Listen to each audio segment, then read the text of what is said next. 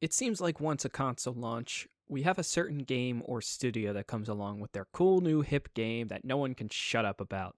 They promise the greatest fucking game ever made, and whether or not that's true, it's going to sell a shitload of copies that might appease the massive marketing budget. They promise great use of all the new tech and to show us the future of the next generation of gaming. When the PS4 X-Bone came out, it was Ubisoft's Watch Dogs. Remember Watch Dogs 1? Remember the shit show release that was? It was an alright game, just happened to hop on the hype train that it ran and slept through its stop. This generation we have Cyberpunk. Is there anybody on Earth who hasn't heard of Cyberpunk? I can't remember a time when Cyberpunk wasn't announced. God's sakes, it was announced in 2012. You know what happened in 2012? I was in middle school, Obama just started his second term, and Michael Clark Duncan was still alive. Fast forward 8 years later, December 2020, we just got this holy gospel and or Satan's reckoning of a video game. I want to talk about it, what it does right, what it does wrong, and a little bit of what it means for video games. Okay, also spoiler warning. I might say or show some spoiler stuff, just warning you.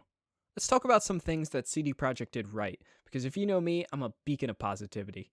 I don't mean this lightly when I say that Night City is one of the best open worlds ever conceived in a video game. CD Projekt sure do know how to make an open world. Damn, they are good at it. Night City is massive. Not only does it feel huge, it feels full. There's always something to do, city to explore, or people to watch. The streets are always packed with people. The highways are packed with cars. They tried to give you an actual live city, instead of those bullshit worlds with a handful of cars your poor Xbox can barely render, or maybe one GTA hooker every 3 blocks if you're lucky. Different regions of the city feel different and are easily distinguishable from each other. You know where you're at after a short while in the city just by looking at some buildings. And the world doesn't restrict you either. If you jump around and climb on some things, you can see the surprising lack of invisible walls, which is actually a really nice touch. CD Projekt are also damn good at writing side characters. Every single side character is awesome, and I want to spend time with all of them. Each side quest, each character, no matter how pointless they are, is written well, voiced well, has good depth, and looks great. The facial tracking and animations are amazing, and they make LA Noire roll in its grave. The whole time I was eager just to see how my V interacts with these characters. But that brings me to V. Boy. The first thing that pisses me off about this game is how much V as a character sucks. And it sucks that I have to say that because he doesn't have to be. Most RPG player characters are just molds for whatever dialogue or personality choice the player gives them, but not V. V is an asshole through and through, and there's nothing you can do about it. Any dialogue choice you have is either be a dick or be slightly less of a dick. This wouldn't be so bad if you had pretty much any sway in how the character V was going to turn out, but no. Pretty much every decision you make ends up to the same horribly depressing outcome anyway. The more you play, the more you realize that this game was not initially conceptualized to be an RPG that it ended up being. You see the piss-poor character creator? It's really not good. Oh, but you can customize everything about the character. If by fully customized you want to talk about the genitals, sure, but be prepared to be disappointed when all you see is penis 1, penis 2, and vagina. It becomes obvious that late in the game's development cycle, some executive had the idea they wanted to actually give players full reign of the character instead of a pre-written main character, i.e. Geralt of Rivia. You see evidence of this by the lack of barbershops to change your hairstyle, or toggle headwear option. The shit was no doubt rushed and it just ended up half-baked. The gameplay is alright. The mechanics in the game are nothing revolutionary. Some people were expecting a lot better. Me, I was expecting a lot worse. We'll start with the gunplay. It's alright. You can tell CD Projekt has never made a shooter before. The hit detection is weird, the guns are often too small for you to ADS reasonably, sights just suck. It's manageable, you can play it just fine without any issues at all, but you can tell it's rough around the edges, someone's first attempt at a shooter. The cover system? Same deal. It works, but only just. Stealth? Pretty bare bones, crouch and people might see you less. Don't expect a Hitman game, you'll be fine. The looting and crafting systems aren't great either, but I don't think that's a problem exclusive for Cyberpunk. Witcher 3 was like that too. It is time to bitch about the UI! Holy Christ, the menus in this game suck. They are atrocious. They're built for controllers and aren't ported right for keyboard and mouse at all. The map is always cluttered, you can't see where anything is, and it's impossible to find what you're looking for. You can filter things out, sort of, but it's only between a few categories, like fast travel points and side jobs.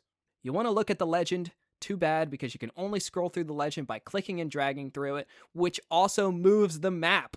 It even shows you the icon for the right analog stick needed to properly scroll through it. So you're in the map and you want to change something in your inventory. You can either press 1 or 3 to scroll through the menu, which makes no fucking sense, or you can click the options at the top. But once you do, it shuffles the menu options. There are so many damn buttons that you still can't change your grenade without going into a scroll wheel. Also, you can craft ammo and items and such, but you can only craft them one at a time by holding down the mouse. Okay, let's settle down a bit. I wrote a whole fucking segment on the bugs and the quality of the release when I realized that it was pointless. Pretty much all the talk anymore is the unfinished buggy mess that every R Games intellectual likes to point their Cheeto fingers at. And I scrapped this segment afterwards, but I still want to give my TLDR thoughts on the bugs. If you did any research on CD Projekt before this game, you would have seen this coming. Every single one of their releases has been a buggy mess, and it's your fault for buying into it. Am I excusing CD Projekt for a shit release? No. It's a terrible version of the game, should not be excused at all. Granted, it won't matter considering they already made $1 billion fucking dollars, but regardless, CD Projekt released a mess of a game, and that sucks. But you can't look at a shit horse in the mouth here and claim you're 100% the victim. I feel like my experience with the game was better than most. I didn't have any crashes, I had lots of visual bugs, but nothing game-breaking. Funny enough, they got more frequent the later into the game I was. In my anecdotal experience, the last few major Bethesda releases have been infinitely worse than this was. So now Cyberpunk is out, and it's everywhere, and people are pissed. What does it all mean, anyway? Cyberpunk might be disappointing now, but CD Projekt fixes their messy games. Pick this game up for a discount during the Steam Summer Sale. Hopefully it's mostly fixed by then, and you're gonna have a fun time. And if you feel like you're burned and betrayed, just don't fucking pre-order shit anymore. You wait a week or so to see if it's worth it before picking it up, that sounds like a great plan. This game is a perfect example of how a buyer should do their research beforehand. If you did the research on how CD Projekt games are put out, you saw the delays weeks before release, you bought into it knowing all of this, I do not feel sad for you. This level of excitement for a game has happened before, and it'll keep happening. Do your research before you shell out $60 or $70 hard-earned dollars. I've pretty much spent this whole rant bitching, but overall, I did very much enjoy the game. Is it my favorite game of the year? No, definitely not. Maybe top 5 if we're generous. But I did enjoy it, it was a good game. Funny enough, you can have an opinion in the middle of the spectrum. It's okay to say you enjoyed a game despite its flaws. It wasn't the greatest innovation in gaming, despite bringing some really cool things to the table. Nor was it the biggest flop, despite it doing a lot of things really terribly. Remember, Fallout 76 exists. There are better games, there are worse games. I know I'm going to look back on Night City fondly, and I'm for sure going to keep a framed 8x10 of Pan Am on my nightstand, right next to the bottle of a vino. Most of all, I can't wait to replay it in 6 months, maybe a year, when it's all fixed. Now, what gets me excited is the future of Cyberpunk as a series. Does anybody remember the very first Witcher game? It was bad. Very bad. It was a 2007 RPG, made by a company trying hard and failing miserably to be the next BioWare. Funny how that worked out for both parties. It was almost like CD Projekt was testing some things out, and it didn't quite work. Then The Witcher 2 came out, and it was a massive improvement over the first one. Then The Witcher 3 came out, and it was a massive improvement over the second one. Then The Witcher 3 DLCs came out, and it improved upon an already incredible game. What am I getting at here? So far, CD Projekt is not a company who rests on their laurels and releases the same shit for more money. They improve their games as they go. Even with a shitty start, they turned The Witcher into one of the most beloved series of the generation. Cyberpunk 2077 was a great way to get their feet off the ground running, and now I just want to see them finish the race.